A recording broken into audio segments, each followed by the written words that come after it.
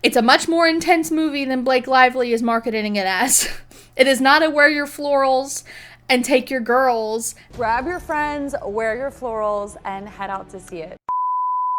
And go and have a fun time at the movie theaters. It was way more interesting than I thought it was going to be. I wanted to get a little bit in the fall, a little bit of spooky, a little bit of vampires.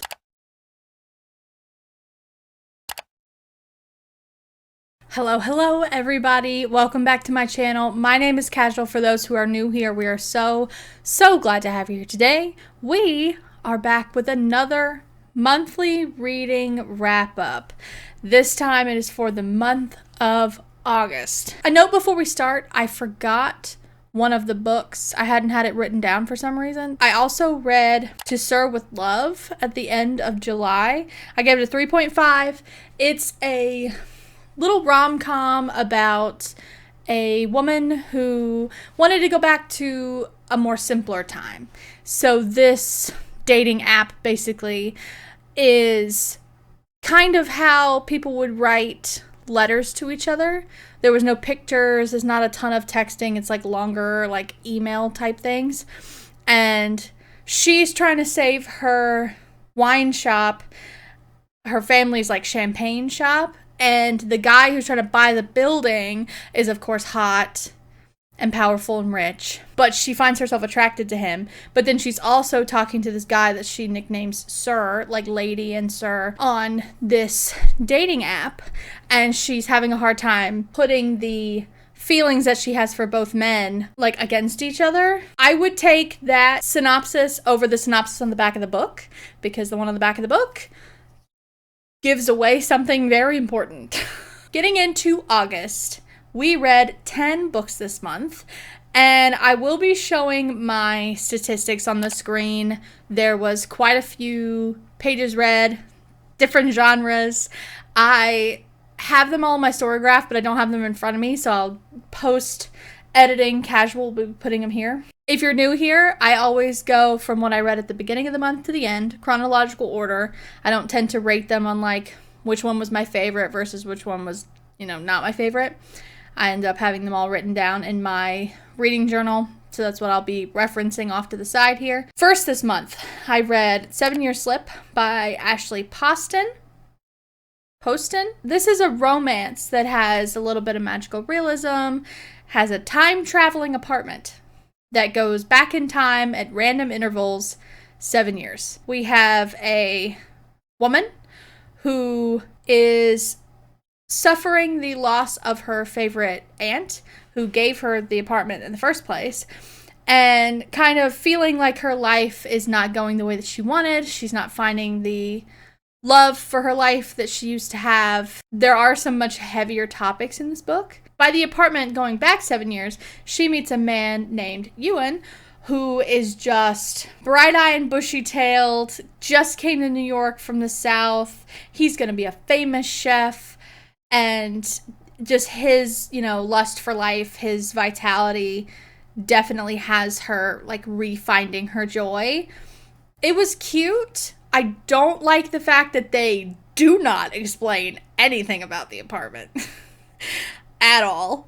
And I just found that kind of disappointing. I've realized that I do like more of a world building aspect, but 3.5, better, a little bit better than average is normally what my 3.5 is. A 3.0 is just like, this was extremely average. 3.5 is like average, but with like a little bit extra. Next, I read Annie Bot by Sierra Greer.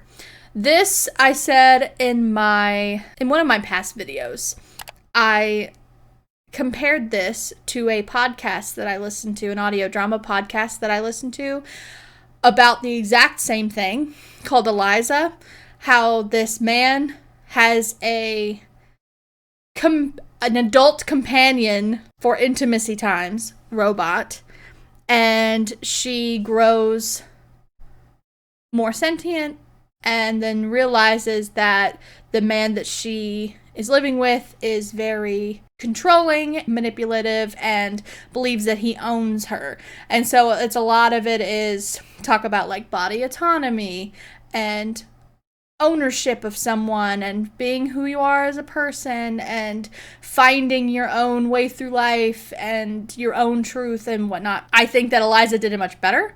I think that the ending of this book, I guess, was symbolic, but it was completely disheartening for me. And I think that it took all of the work that we had gotten through to that point and just completely just left it behind. And so because of that, I gave this book a 2.5. It was very short. It's written in a weird style. It was just not my favorite, just all around.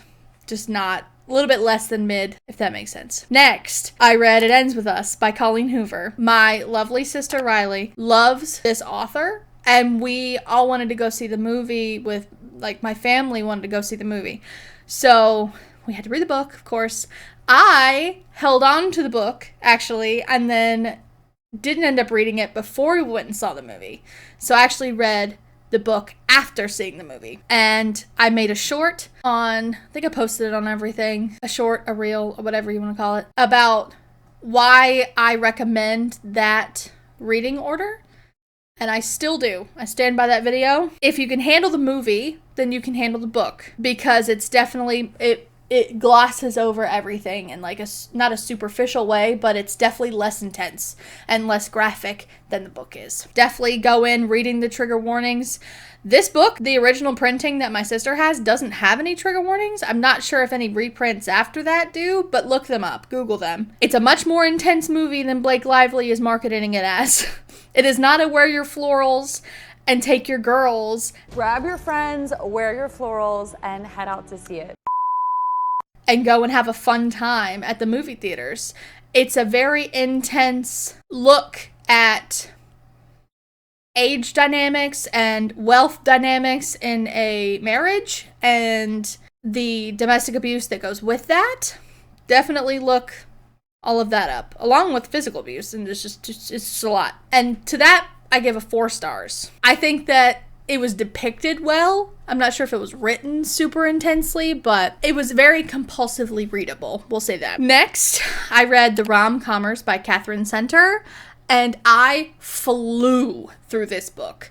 I have read Allie Hazelwood, and I read Catherine Center, and not comparing the, like, vocations of the, like, protagonists, whereas Allie Hazelwood's characters are STEM related, like women in STEM.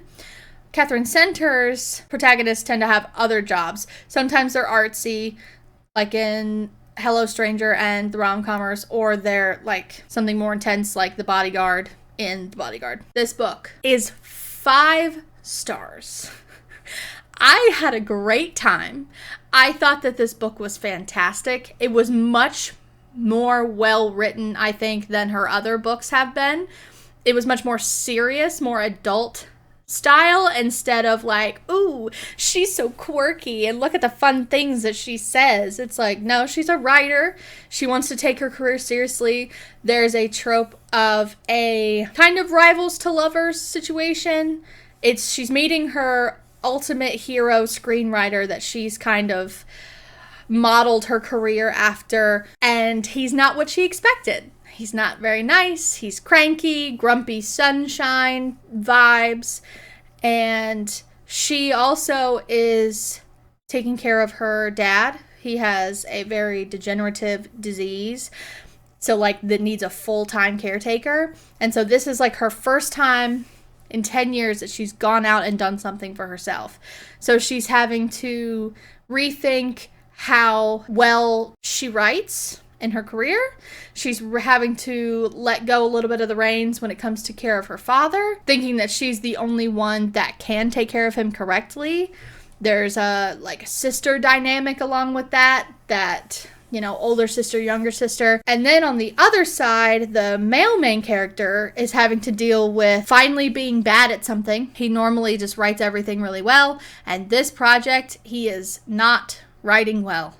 And so that's why the female main character has to come and help him write this rom-com so he can get it out of his way, and then he can move on to his next, guy movie screenwriter, if that makes sense. So he is dealing with some health troubles. He's dealing with the fallout of a marriage gone sour, And then this little sunshine pops up in his life and tries to help him be a better man and find some joy in life. And it's just so good. I liked it a lot. 5 stars. Fully recommend. And then to get out of the romance side of things, I moved on to Mother Thing. This is I guess, horror movie. This is I guess, horror book. It's kind of a horror book in the sense of like an Alfred Hitchcock movie is a horror movie. You don't necessarily outright see anything gruesome, but it's there until the very end in this book. It's unsettling, and it gave me similar vibes to when I read Eileen by Otessa Moshfegh, in the sense of like, oh, this woman's a psycho. Nobody thinks like this. And her relationship with her husband is deteriorating because his mother died, and they both think that they're being haunted by this mother. And everyone is very self-centered, and they make ties to things that don't matter, and I guess it was just, I'm not hot girl, smart girl enough for this book, but maybe you are. If you like to really think and pick apart, reading report style a book, then maybe this is for you. It just wasn't for me. I gave it a 2.5. Next, I switched gears again and I read Bride by Ali Hazelwood. This book is a paranormal romance between a vampire and a werewolf, and they are married, like it's an arranged marriage of convenience, whatever, to like bring a truce between their kind. And so she has to go and live in like werewolf territory. And you see a lot of the like politics of being a vampire versus being a werewolf, and the way that they do not like each other and don't know why this marriage happened in the first place. And then you have a lot of like Omegaverse stuff in the sense of like he's the alpha and he can like smell her, and there's like mating explanations and like and there's a spicy scene in it that is just it was new for me, we'll say. I gave it a 4.5. I actually really liked not just the romance, but I liked the like world building and learning about the vampires and learning about the werewolves and how they've gotten along or they haven't gotten along, how the humans play a role in that, and what's happened in the past and who's really the bad guy. And like it was way more interesting than I thought it was going to be, and it was just so bingeable that I read it in like a day. And it's not really that short of a book. It's like 400 something pages. But I got sucked in. You know when you get like really sucked in? And I loved that feeling, and I just rode that wave. So I'm giving that sucker a 4.5 because of all those things that I just said. Now, if you don't like those things, you're going to hate this book. But I thought it was great. Next, staying in the romance genre, I read The Cheat Sheet by Sarah Adams. Now, months ago, I read Practice Makes Perfect and When in Rome. 2 4.5s. Loved those books. Those are her most recent books, and you can tell. I thought that The Cheat Sheet was kind of a step backwards, like in skill in writing. I also just don't know that Friends to Lovers, like childhood Friends to Lovers is for me, because it ends up having to be a lot of like, they're scared to ruin the friendship that they have, but they're suffering in the sense that they don't want to be in that friendship anymore. And it's a lot of like, does she like me? Does she not? I don't want to ruin this. I'm scared, blah, blah, blah. And it just is the same every childhood Friends to Lovers. So I think that maybe it's just not for me. But this is about a ballerina who ends up getting in a car accident in high school and no longer can be a professional ballerina. So she runs a teaching studio instead. And her best friend, NFL player, who has a heart of gold but takes his job way too seriously. So a little bit of Grumpy Sunshine, childhood Friends to Lovers, sports romance. I gave it a 3.5. You also could look at this in like a celebrity romance as well, because he is like the quarterback. I think they were trying to say he was kind of like Tom Brady a little bit, or like a Patrick Mahomes. But so you have a lot of like events and high, power things and a lot of money involved. So I guess it's like that too, but just a little bit better than mid. I am hoping to continue reading her other books. I'm currently reading one right now. And I hope that they don't suffer the same fate is that. Next, I finished an audiobook that I had been listening to for about a month. I've been helping my sister-in-law move, and so I've been listening to that while we're painting the walls and undoing boxes and whatnot. And that was Role Playing by Kathy Yardley. This is a romance, gamer romance, about two actually older protagonists. He's 50 and she's 48, which I did actually think that was very refreshing, that they weren't like in their early 20s, or like there wasn't this giant age gap where it was like old man and young woman. It's a little bit odd in the sense that like she starts to grow feelings for him before she knows how old he is, and he thinks she's like 80 something and she thinks he's like 21 because they meet online through a gaming guild. So that was a little bit odd. Once that was over, it was very cute, and she helps him go through some family problems and some like identity labeling problems that he's having, of like finding out he's asexual or demi-romantic or whatever. And it felt very PSA, these are some labels on the LGBTQIA rainbow that you might not have known about. Like, it was a little bit of that, but it was pretty cute. I did like the ending a lot. How he handled his mother and his brother and his sister-in-law and all the shit all the drama that they were causing.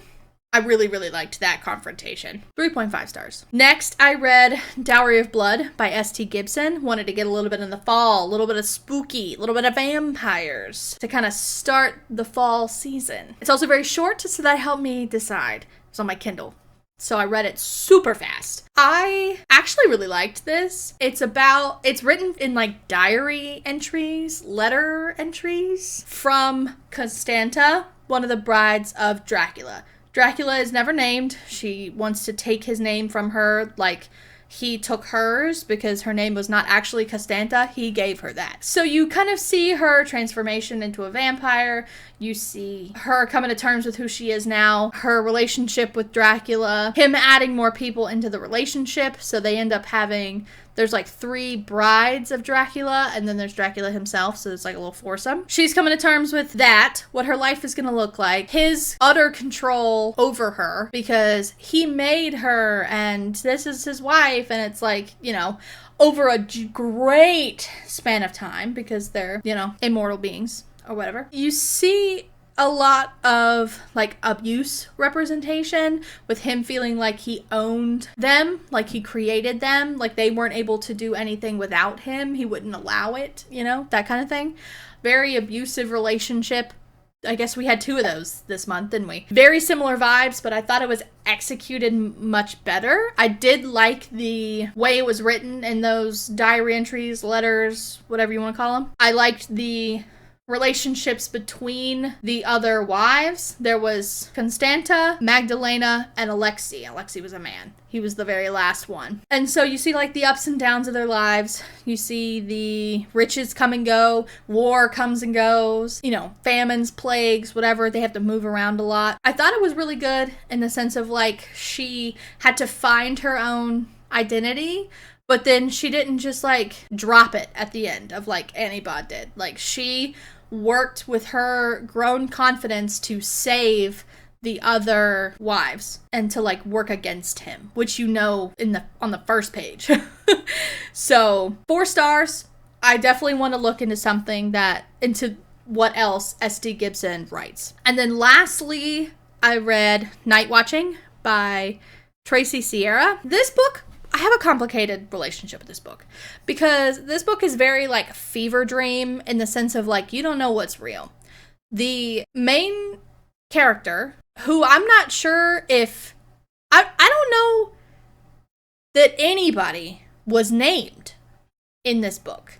I meant to look that up. Yeah, I don't know. It's always the husband, the child, the father-in-law, the sergeant, the boyish cop. Like, none of them are actually named, which I thought was pretty interesting, except for the killer. She gives him, like, a nickname, or her daughter gives him a nickname. We start the book with this woman. She's gone to check on her son in the middle of the night, and she's walking down the hallway, and everybody's asleep. There's no husband around. Like, it's all quiet. All of a sudden, she looks at the end of the hallway, and there's just, like, a guy in her house. And she's like, why does he look so familiar? And so he doesn't see her. So she's able to get her kids into this crawl space behind the fireplace that, like, I guess was like a place to hold slaves or something back in the day. So she's able to put them in there. And then the first half of the book is this man trying to find them in the house. And she can, like, hear him from around and all that. And she's trying to figure out how to escape and how to keep her kids quiet and blah, blah, blah. She realizes that she knows who this man is, where he came from, why he's there. Then the second half is that she has escaped from the house and she knows what happened, but no one believes her. She gets injured while she's trying to escape, and so she's healing from that, and she's dealing with the cops not believing her whatsoever, and then she's dealing with some other, like, issues with her kids and her husband and all that. And so it's just like a lot of like, oh my gosh, this woman is struggling so hard. This sucks. I hate that for you. Like, it was definitely like action in the front and then domestic drama at the second. And then it gets actiony again more towards the end, but that kind of middle part where, like, the cops don't believe her and she's trying to tell them and she's thinking back over her life and, like, how her actions now were formed by decisions she made in the past and blah, blah, blah. So it kind of flip-flopped. Like, the beginning part, 5 stars. That middle-ish part was like a 2 or a 3, and then we had like a 4 to 5 star ending. So I settled on a 4 stars because I do think there was more good than bad. But I didn't feel mid about it either. Like, I liked the book. I know that was probably a confusing wrap-up for everything. I realized in my last wrap-ups I wasn't going enough into detail about, like, the plots of the books. I was just going into my thoughts. And so I wanted to tell you a little bit more about the plot. Like always, let me know down below if you've read any of these, if you have any recommendations or books to stay away from. That would be super helpful. I hope you all have a lovely fall season. Hope you are able to read lots of books, drink lots of warm tea, enjoy the cooler weather if it is where you are. Stay safe, support your local library, and happy reading!